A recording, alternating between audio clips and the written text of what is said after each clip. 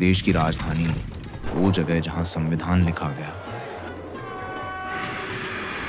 आज खुद संवैधानिक गंदगी से जूझ रही है। हर साल एक नया health emergency. Authorities in India have declared a health emergency due to hazardous levels of air pollution in New Delhi. एक और गार्बेज माउंटेन, एक और दम घुटने वाली सर्दी। पर सवाल ये है, क्या दिल्ली वाकई इतना खराब है, या इस शहर को जानबूझकर बर्बाद किया जा रहा है? और क्या ये सुधर सकता है? Please help us. We are not able to breathe. चलिए हर गली का पोस्टमार्टम करते हैं और सच्चाई सामने लाते हैं।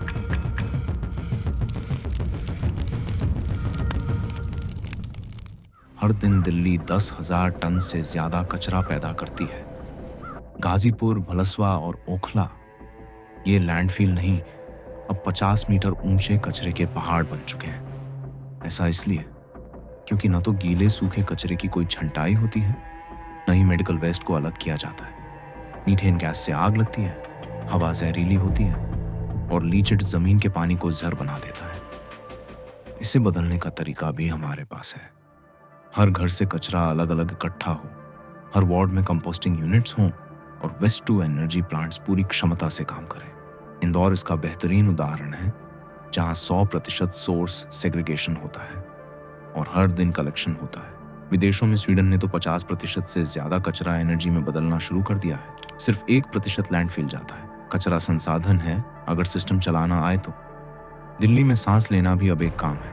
हर साल नवंबर आते ही शहर गैस चैम्बर में बदल जाता है। AQI 500+, आंखों में जलन, बच्चों की सांसें अटकती हैं। इसकी बड़ी वजह पराली जलना है, डीजल गाड़ियां, खुले में कचरा जलाना और निर्माण स्थलों की धूल। इसका हल है हैप्पी सीडर जैसी मशीनों को सब्सिडी देकर पराली जलाने से रोकना, मेट्रो और EV बसों को बढ़ावा देना और कंस्ट्रक्शन साइट्स पर डस्ट नेट और पानी का छिड़काव करना। बीजिंग ने जब 2013 में दुनिया की सबसे खराब हवा झेली तो रिवॉल्यूशन लाया। हजारों कोयला प्लांट्स और फैक्ट्रियों को बंद किया, घरों की हीटिंग को कोयले से हटाया, पुराने वाहन बैन किए, 1500 से अधिक एयर मॉनिटर स्टेशन बनाए और अधिकारियों की नौकरी को एयर क्वालिटी से जोड़ा। नतीजा, PM2.5 में 60% गिरावट, स्मॉग डे 200 से घटकर 100। बीजिंग बदल सकता है तो दिल्ली क्यों नहीं? अब यमुना की तरफ चलिए, जो कभी दिल्ली की जान थी, अब उसमें झाग, बदबू और काला पानी बह रहा है। ये नदी नहीं, अब एक खुला सीवरेज चैनल बन चुकी है। ऐसा इसलिए क्योंकि 40% सीवेज बिना ट्रीटमेंट के सीधे नदी में जा रहा है। फैक्ट्रियों का केमिकल वेस्ट बहता है और धार्मिक कचरा और खुले में शौच भी इसमें शामिल है। इसे रोकने के लिए हर नाले से पहले STP लगाना जरूरी है। इंडस्ट्रियल वेस्ट को कंट्रोल करना होगा और त्योहारों में इको वॉलंटियर टीमें लगानी होंगी। अहमदाबाद में साबरमती को जिंदा किया गया, अब वो एक खूबसूरत रिवर फ्रंट है। सियोल, दक्षिण कोरिया ने तो हाईवे तोड़कर अपनी च्योंगगिचन नदी को वापस लाया। कंक्रीट जंगल से रिवर स्ट्रीम बनाना मुमकिन है। अगर सियोल कर सकता है तो दिल्ली क्यों नहीं? अब बात करते हैं आबादी के दबाव और बेतरतीब बस्तियों की।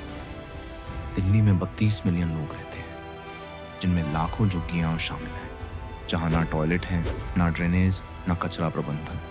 इसका मतलब है कि हर दिन लाखों लोग ऐसे सिस्टम में जीते हैं जो कभी बना ही नहीं। इसका हल है स्लम को फ्लैट्स में बदलना, ग्रीन बेल्ट्स बनाना और वाटर हार्वेस्टिंग जोन को एक्टिव करना। सिंगापुर से बहुत कुछ सीखा जा सकता है। 1965 में ली कुआन यू ने कहा था, गंदगी हमारी पहचान नहीं बनेगी, और उन्होंने हर स्लम हटाया, HDB फ्लैट्स बनाए, हर घर में गार्बेज छूट, टॉयलेट और गार्डन दिया। उन्होंने $170 मिलियन यमुना जैसी नदी को साफ करने में लगाए, थूकने पर 18,000 रुपए का जुर्माना और समुंदर में ऐसा इंसिनरेशन प्लांट बनाया जो बदबू तक नहीं करता। आज 80% लोग साफ सुथरे घरों में रहते हैं। टूरिस्ट एरिया बन चुकी है।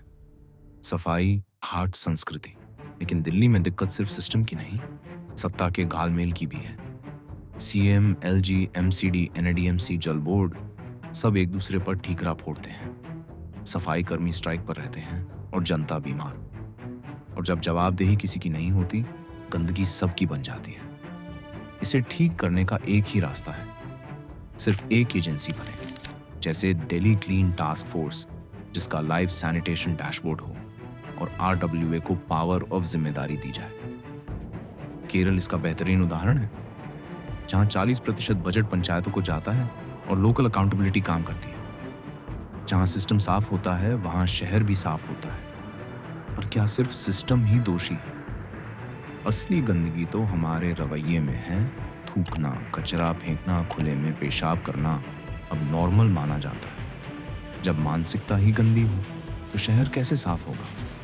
इसका हल है स्कूलों में सफाई को एक विषय बनाना, जुर्माना और रिवॉर्ड सिस्टम लाना और पब्लिक कैंपेन्स को बढ़ावा देना, जैसे जापान की सूजी परंपरा। जापान में बच्चे खुद स्कूल के टॉयलेट और क्लासरूम साफ करते हैं। वहाँ पब्लिक डस्टबिन तक नहीं, फिर भी कचरा नहीं। स्टेडियम में फैंस खुद साफ करते हैं। जैसी शिक्षा वैसी नागरिकता।